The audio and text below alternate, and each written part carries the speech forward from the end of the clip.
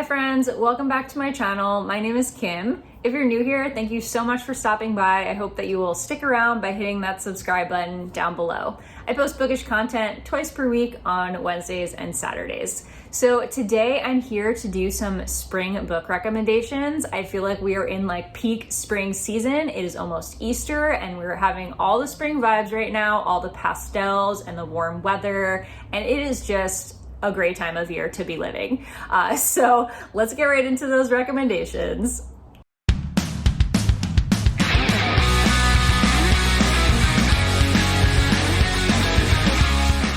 When I think of spring, obviously like the pastels come to mind, and I did notice when I was looking at my stack that I did tend to pick up books that had pastel colors. So maybe that had a bit of an influence on my decisions, but content-wise, I feel like the things that I think of when it comes to spring are this feeling of kind of like renewal, of hope, of starting over, maybe getting through a difficult time and like starting fresh, finding yourself, like kind of those like soft, happy books, but also books that can be a little bit darker, but still have that feeling of renewal to them. Because, you know, spring is about like renewing things and kind of hope and starting over. So all of the books here have something kind of in that theme, and they are mostly contemporary books because, I don't know, that's just kind of what fit with what I was looking for. So the very first book that I want to talk about is The Sun is Also a Star by Nicola Yoon.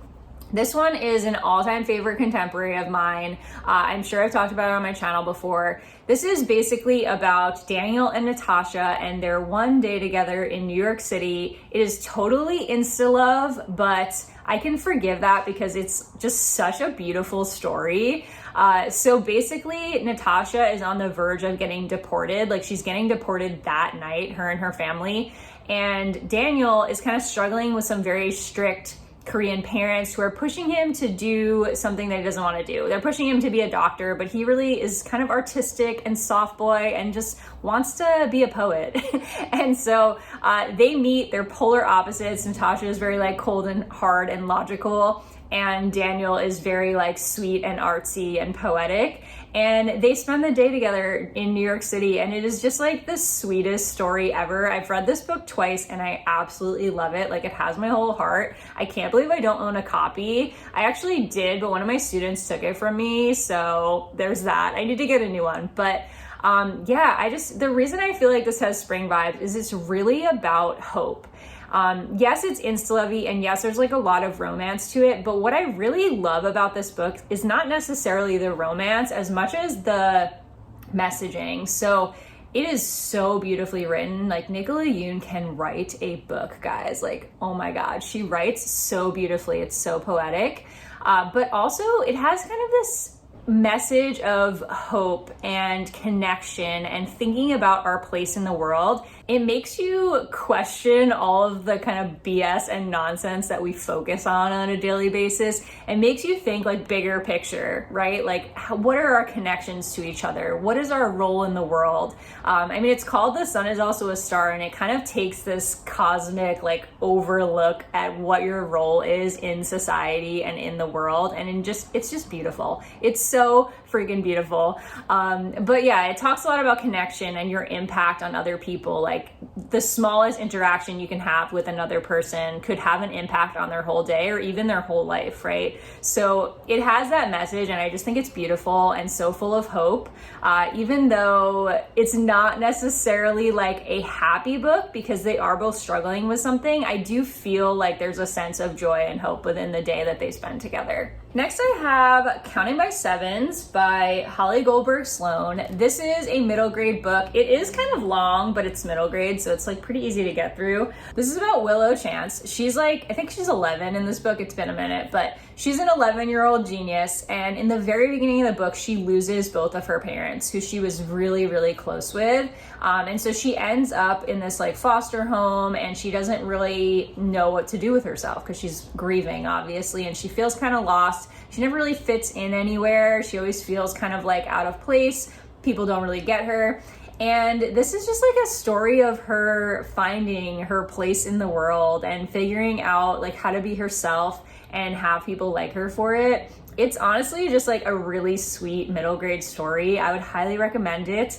I think that this is perfect for spring because it has that sense of hope. Like she kind of goes through this really difficult thing and then finds a way to move forward and find hope and a future for herself without her parents. Like she finds kind of like her own new family and these people she can depend on and friends. And it's just a really, really sweet story. Okay, then I have Everything Leads to You by Nina Lacour. This one is also a contemporary, a YA contemporary. This is about a girl named Emmy. It takes place in Los Angeles. She is working in the film industry. She's kind of like a set decorator. She makes the sets or decorates or interior designs. I don't know what the exact term is. I want to say set designer.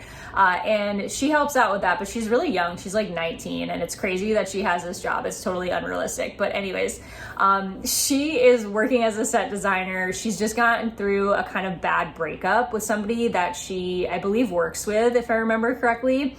And it's a romance. Like she meets this other girl and it's like this cutesy little soft romance. And again, it's just like this feeling of like finding yourself. Like she starts to kind of figure out what she wants and that this relationship she was in was not good for her. And it's just like a really cute, hopeful, like soft story. Then I have All We Have Left by Wendy Mills. This is actually a historical fiction. I do not read much historical fiction, but I really loved this book. This is actually about 9/11, if you can't tell from the cover. And there are two storylines. So you're following 16-year-old Jessie in current times, and she lost her older brother in the Twin Towers. And so she's kind of like dealing with the repercussions of that. Like her parents never really fully recovered from that, and her life is kind of rough. And so she does some things, makes some poor teenage decisions, and we see kind of how the tragedy of losing her brother affects her life. And then you're also getting the timeline in 2001 of this girl, Aaliyah, who is Muslim and is actually in the towers. Like she ends up in the towers that day because her dad works there, and she goes to talk to him about something, and like she's there when the planes hit and she's like trying to escape. And so you have like these two concurrent storylines happening, kind of the after effects of 9/11 and then 9/11 happening like in the moment. And it has lots of great commentary on race and on the events of 9/11, but I also feel like this has a really great message of hope and kind of like moving forward and figuring out how to let go of tragedy and grief and move forward with your life.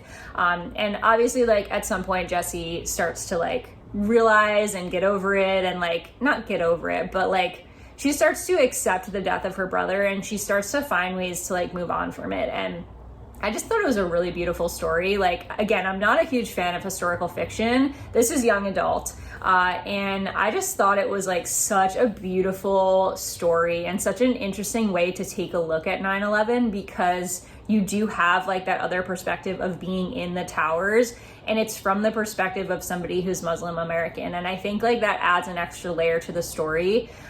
Jessie has a lot of anger, the girl who's in the present time. She has a lot of anger, and she takes it out on the people that she believes were responsible for 9/11. And so there is a lot of kind of like racial commentary in this, but it's a really beautiful story. And I think just kind of seeing how each of these characters are affected by this historical event is totally worth picking it up just for that reason alone. Okay, then I have Emergency Contact by Mary H.K. Chow. I loved this book. I gave it 5 stars. It was just so cute and so relatable in my opinion. This one has 2 characters, Penny and Sam. It's been a minute since I've read this, so the details are a little bit fuzzy. I really need to give it a reread. But Penny is starting college in Texas, and she really wants to be a writer. She feels like her high school life was kind of this like non-event, like nothing good happened to her. And so she's looking for this chance to start over in college. And Sam is kind of like going through it. He has really bad anxiety attacks or panic attacks, and he's like living at the cafe where he works. He has no money. He wants to be a famous movie director, but he's kind of going through a rough time. They have this really like meet cute that's kind of awkward. They start texting a lot, and you know, it's a romance. It's super cute in my opinion. I loved it.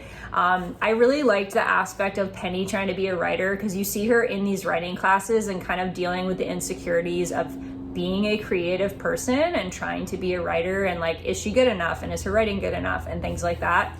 And again, just like full of hope and renewal and starting over and just soft romance vibes. Then the ultimate soft book is Heartstopper.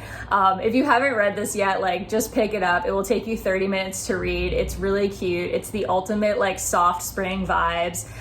It is just beautifully drawn. I love the artwork in this. The US edition has like this kind of blue tint to it. The UK is in black and white, but I really like this like blue tinted one. Yeah, so this is, if you don't know, I feel like everyone knows what this is, especially with the show coming out. But this is about Charlie Spring and Nick Nelson. Charlie is kind of in this not great relationship in the very beginning. He's hooking up with this guy who wants to keep him as a secret. He's gone through a lot of bullying the previous year when he came out as gay. And he becomes friends with Nick. He starts playing rugby. They become friends in like homeroom, and then they start playing rugby together. They become really close. Nick realizes that he loves Charlie, and it's just like a cute soft boy romance. Like, it is just the ultimate soft boy book in my opinion. Yeah, I don't really know what else I could say about it, but like, yeah, if you haven't read this yet, pick it up. Next is The Fault in Our Stars by John Green, a real classic here, like old book that I read a long time ago, and is a little fuzzy, honestly, but you know, I think everyone kind of knows this is about. I picked this obviously because it has kind of like the soft romance vibes. It's super cute. It's like a classic John Green. If you're not a fan of John Green, I get it, but like, I feel like everyone likes this book. Like, it's just such a good classic John Green book. If you don't know, this is about Hazel and Augustus. They meet at a cancer support group, and Hazel's kind of like sarcastic and dry. She kind of gives like Daria vibes in the beginning, but then she meets Gus and they fall in love, and it's super cute and also super sad. And it is just like the perfect, beautiful renewal story, like kind of this begrudging Hazel turning into a better version of herself when she meets Gus. And it's just, it's all of like the heartache and just beautiful vibes. Then I have A Very Large Expanse of Sea by Tahira Mafi. This is, again, one of my all-time favorite contemporary books. This is also young adult. I have a lot of YA on this list. I think because young adult books tend to focus on that, like, renewal, or like, I don't know, teens are still so hopeful, you know? They haven't been beat down by life yet. They're kind of still like excited about everything and like looking forward to the life ahead of them, while us adults are kind of like, we see how it is and we're no longer hopeful.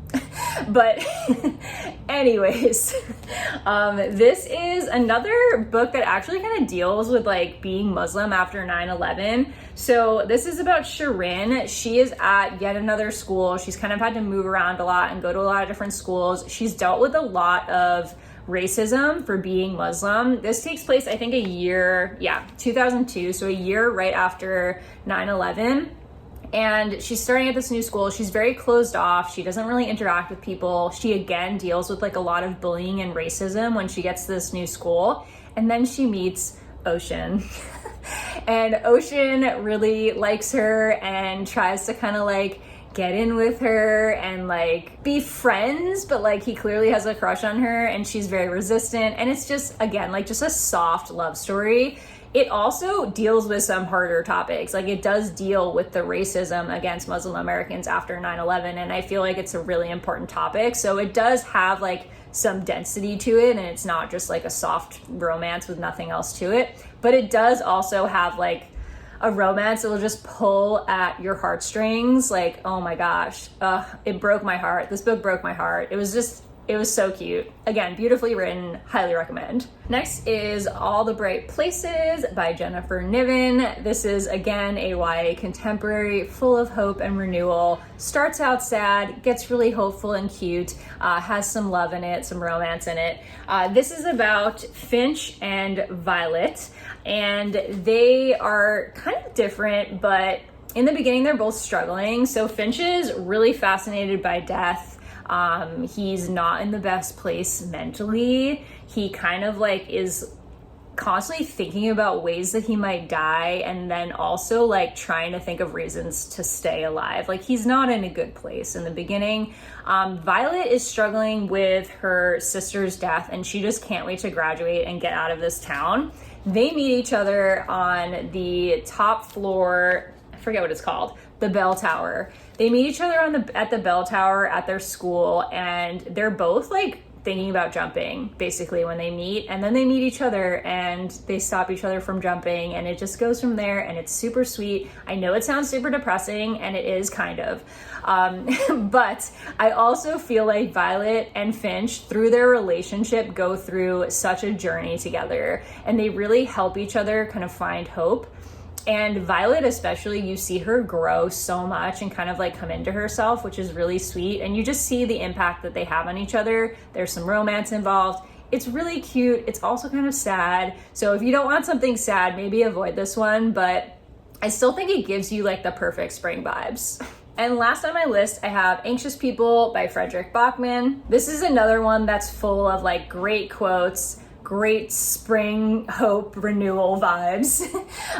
So this one is, it's also like laugh out loud funny, this book. This is about this group of people who all get trapped in an open house together at this apartment. So this bank robber tries to rob a bank. This takes place in the Netherlands. Yeah. This bank robber tries to rob a bank, and when they get there, they realize that it's a cashless bank and you can't rob a cashless bank. And the ridiculousness just continues from there. They end up trying to escape the police and running into this open house. And then the police think that the bank robber is trying to keep the people at the open house held hostage. And so these people all end up there, and throughout the story, you don't know who the bank robber is. It's like a mystery. So you're kind of seeing the transcripts of the police interviewing all the people that were in the apartment building, and they're trying to figure out who the bank robber is and where they went. And like you're seeing them in the apartment as all of this plays out, and they kind of get to know each other, and there's like a little bit of drama, but also like a lot of really sweet moments. And this has like so many quotable lines about like why life is worth living. And this is like the ultimate like hope-filled book. Highly recommend if you need something that's just gonna make you feel like happy and hopeful and that life is worth living. Like, this is definitely the book for you. I don't know what it is about Frederick Bachman, but he can write those inspirational lines, and in a way that's not like overly cheesy, in my opinion. So yeah, this is definitely the one to pick up if you want to laugh and you also want to feel like life is worth living. That is all. Those are my 10 spring book recommendations. I hope that you will pick one or more of these up if you're looking for those spring vibes right now. I myself have been on quite a thriller kick, so honestly, I have not been reading spring vibe books, but that's okay. I'm kind of just going with whatever my mood is right now. Let me know in the comments any books that you would recommend for spring, or just books that you're planning on picking up this spring, as I would love to chat with you. If you like this video, don't forget to give it a thumbs up and make sure to hit that subscribe button down below if you haven't already. I will see you in my next video.